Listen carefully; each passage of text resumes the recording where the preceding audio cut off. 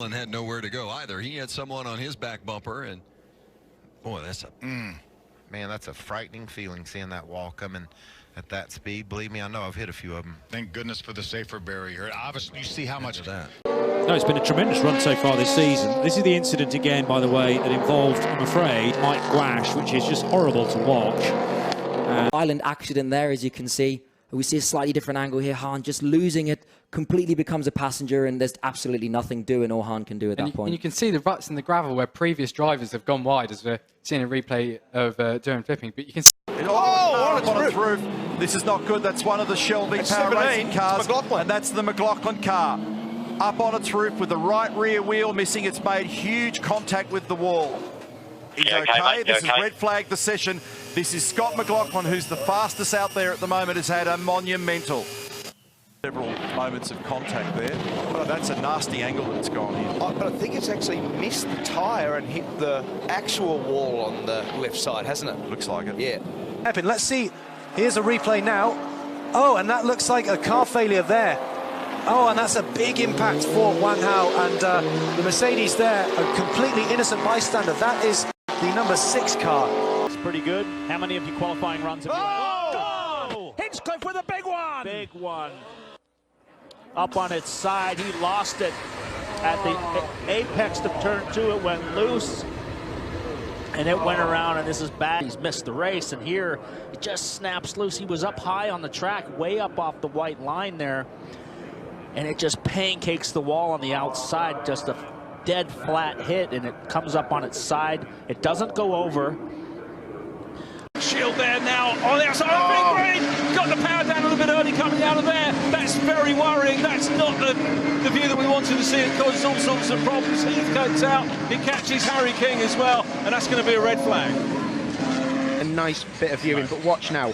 So, bit of throttle, but see how he comes off the throttle and picks it up, and it starts to rotate, doesn't get any contact, but watch now, he gets one hit, and now he's unsighted. Watch a car jink out of the way, and it's this car coming now. I think it's Lucky Kera, but unsighted. It's one of the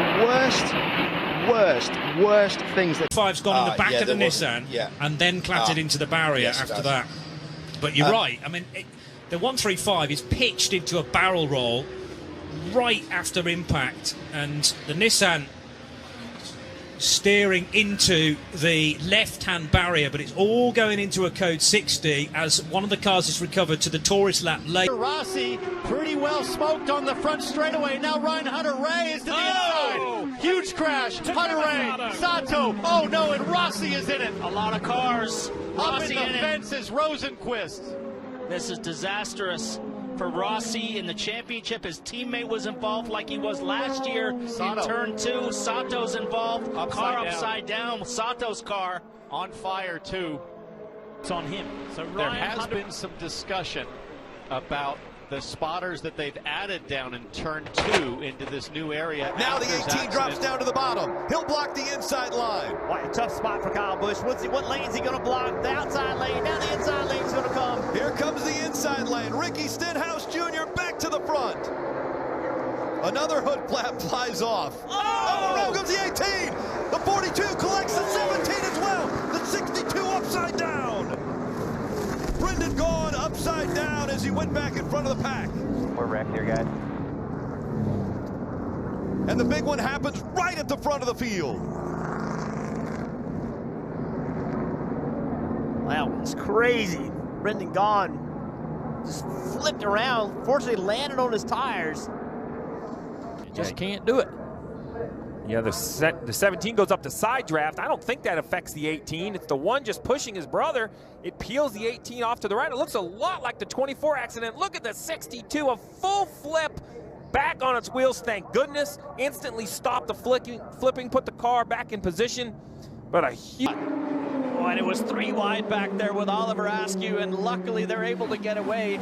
Renus VK in the dark red, and oh, and a spin for David Malukas, and oh, big impact. Big impact, and as you see there, the rear of the car up. We will look and confirm to find out exactly who this is. The good news is it looks like everybody moving around and okay. David Malukas was one of those machines. And Chris Windham as well. Chris Windham, for the second time in as many days, is involved in a big-time crash, but once again, he is moving around, it appears, in that cockpit. That's what's great to see. There you take a look at that rookie, the UTEC star, Chris Wyndham.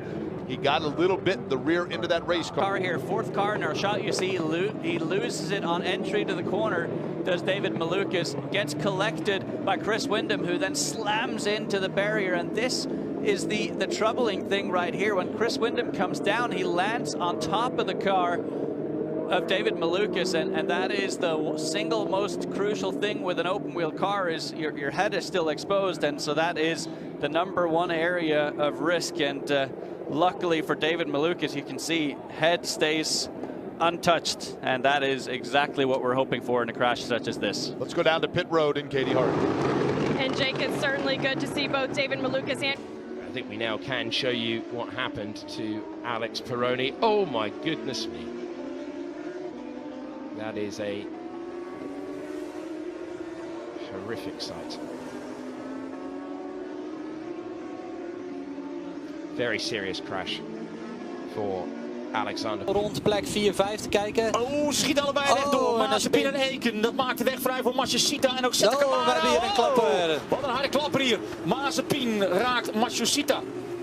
This is a scary, scary moment. Let's have a look at this, Andy. So Ifola is the red and yellow car there, out quite wide and exits to the driver's left.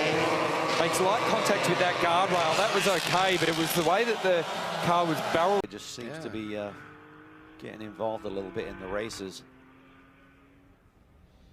And we are full course caution. Safety car coming out. Here it is. Oh my. Oh! That is a shocker for the Golinello who got hit. But we're about to go full course yellow now, and everybody slows right down. And here's what happened, John. And let's watch it. Oh, how did he get off there? Did he get a tap? Wow, that was a big. That was a. So he looks to the inside. Oh, wow, got airborne. And when you've got airborne like that, you have no brakes. Trust me, I know. Nelson cannot judge where the back of the DS Techeetah is. And